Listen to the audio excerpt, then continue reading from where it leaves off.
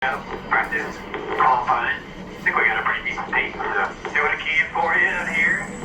Have a good day, fellas. Good luck. Be safe. Nice and positive, that's the way to do it. So this place is very young as far as its history in NASCAR Cup Series racing, but not so as far as the Xfinity Series, trucks. There's been some Trans Am and road course racing here on the infield. A lot of history with drag racing here. And now we're in the 4th year of the NASCAR Cup Series, but the first time ever for the playoffs. It's the Enjoy Illinois 300, 240 laps around Worldwide Technology Raceway. One thing that's consistent in all of those races on this oval is restarts are demanding. The front straightaway is narrow, very difficult to see beyond row 1. You see a lot of 3-wide, 4-wide action in turn 1 because it's an opportunity to get positions. It's going to start right now. Lights are out on the pace car. We're coming to green. The naming rights sponsor of this facility suggests global importance.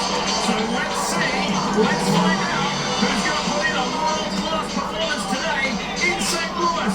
Denny Hamlin on the pole position alongside Kyle Larson. Race 2 of the playoffs. Let's go! Did he have a great start?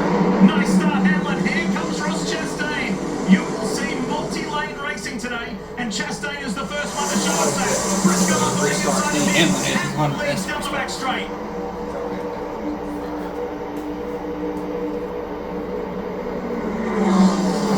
Look at Briscoe. Pretty adventurous on the inside there. Keen to get ahead. Nice and early on lap 1.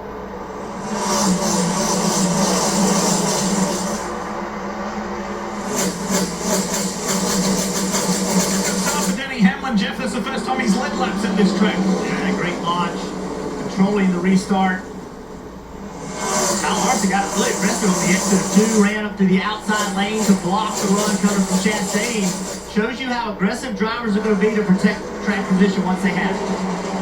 We're going to talk all day about kind of this odd shape. Much is made of Darlington and egg shape, very similar here at St. Louis. This is the wider end of the racetrack. Turns 3 and 4. It's just a single downshift into 4th. Up into 5th gear, down the front straightaway, and now to the narrower end of the racetrack. Turns 1 and 2, they'll shift from 5th down to 4th, even all the way down to 3rd because of the slow mid-corner speed. Good battle right here. 2 side-by-side battles. Oh, contact with Bubba Wallace. He got real aggressive on corner entry into 1 to get alongside Josh Berry. Then he made contact on corner exit. Watch as they battle into turn 1. Watch how this inside lane tries to gain position on corner entry. Watch Bubba Wallace's car. See if he turns left again. Nope, decides to stay in line and try the outside. Hunt Brothers pizza onboard cam, and you heard that downshifting from Joey Logano. Again, Bubba gets out wide. May have just brushed the wall there in his pursuit to get by Josh Berry in the 21. Wood Brothers forward. Josh Berry looking for a bounce back. Remember, it was big wiggle out of the 21. I was just mentioning last week, turn 2, lap 1, the 21 car went around. He's looking to try to calm his playoffs down, get some laps underneath him. Look at the mess here at the bottom of the screen. The 9 of Chase Elliott, 88 of SVG, the 3 of Austin Dillon, all playoff cars. The 54 of Ty Gibbs there, that blue and white car, 3 wide on the bottom. We heard from Chase Elliott in the pre-race. For him, he's not a very emotional driver, but I heard some optimism. His car was decent over the long run. He thought the 24 was been able to move through traffic. Oh, contact. Ty Gibbs into the 88. Just unsettled Shane Van Gisbergen, who put in a good qualifying performance. Here comes playoff driver Austin Dillon in the 3. Also looking for a way through with Keselowski on the inside and Allmendinger on the outside. The battle for the lead. Kyle Larson's closed up to Denny Hamlin. A little bit lower through the corner than Hamlin's able to run. Let's see what Larson does. Hamlin to the bottom, Larson to the middle.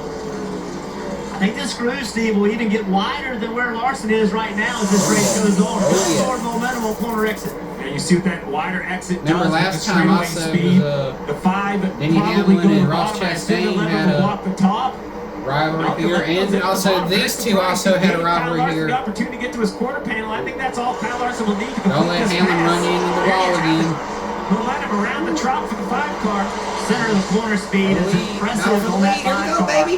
Now we're down to turn 1. Let's go. Entry, but then roll the middle. Right here, that corner middle speed sets up the exit. Yeah, this is what Marty Snyder, he asked me in the pre-race about it. It was an underperforming of Darlington, which is rare, but I was super impressed with their cars here in practice. This 5 car was able to take part in a tire test. I think those extra laps unlocked something in their setups. I thought all 4 cars looked good. The 5 and the 24 had winning speed. Let's talk more about Kyle Larson. Here's Marty. Yeah, to the point Steve was making a moment ago when I walked into Cliff Daniels this morning, I said, well, it looks like the test information translated to this week. And he said, hey, don't congratulate me yet. There's a long way to go. But Steve, I think the key for Hendrick Motorsports yesterday, because yes, they have struggled on this type of track. There's no question about it. Thought I saw debris back there going out of turn 4. This 5. So to get the lead this early coming from into- Denny Hamlin, coming that's out got of to be a turn 2, great I saw sign debris. for that 5 team in Cliff Daniels and Kyle Larson. Yeah, well, Larson's last of 3 wins was all the way back in Kansas in May. It has just been a little bit of an off summer.